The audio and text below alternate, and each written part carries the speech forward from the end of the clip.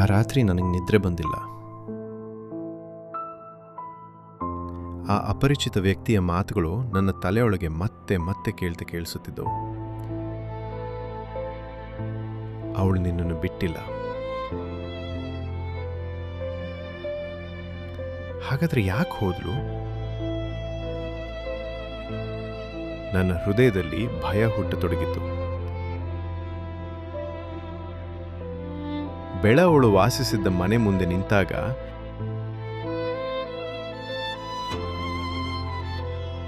ಗೇ ಆಗುತ್ತಿದ್ದಂತೆ ನಾನು ಅವಳ ಮನೆ ಕಡೆ ಹೋದೆ. ನನ್ನ ಕಾಲುಗಳು ನಡುಗುತ್ತಿತ್ತು. ಬಾಗಿಲು ತಟ್ಟಿದೆ.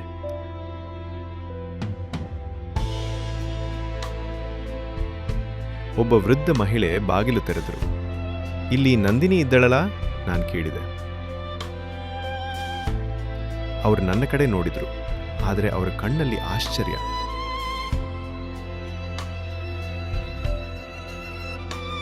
ನಂದಿನಿ ಇಲ್ಲಿ ಇನ್ನೂ ಇಲ್ಲ ಮಗ. ಅವಳು ಎಲ್ಲಿಗೆ ಹೋದಳು?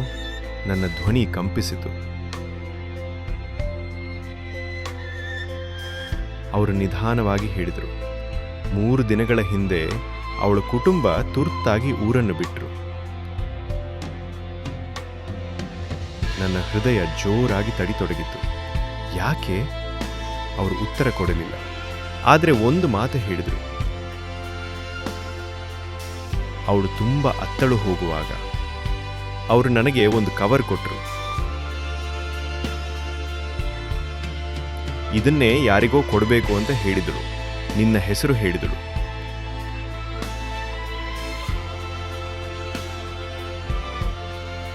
ನನ್ನ ಕೈಗಳು ನಡುಗುತ್ತಿದ್ದವು. ಕವರ್ ತೆರೆಯುತ್ತಿದ್ದಂತೆ ಒಂದು ಫೋಟೋ, ನಾನು ಮತ್ತು ಅವಳು. ಹಿಂಭಾಗದಲ್ಲಿ ಬರೆಯಲಾಗಿತ್ತು,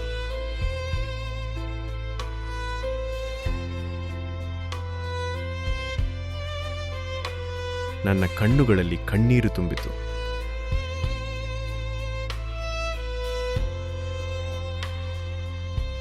ಆ ಸಮಯದಲ್ಲಿ ನನ್ನ ಫೋನ್ ಮತ್ತೆ ರಿಂಗ್ ಆಯಿತು.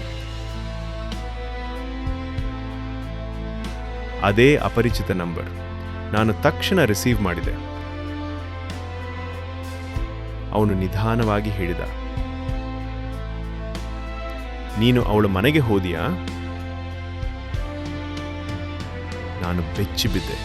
ನೀನ್ ಯಾರು?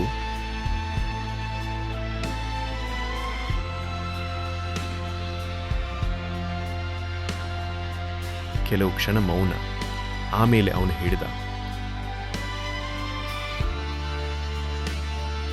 ಅವಳನ್ನು ಉಳಿಸಬೇಕಾದ್ರೆ ಸತ್ಯವನ್ನು ಹುಡುಕು.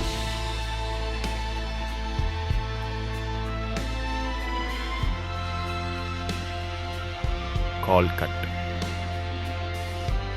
ನನ್ನ ಉಸಿರು ನಿಂತಂತಾಯಿತು. ಅವಳು ಅಪಾಯದಲ್ಲಿದ್ದಾಳಾ? ಮುಂದಿನ ಎಪಿಸೋಡ್ನಲ್ಲಿ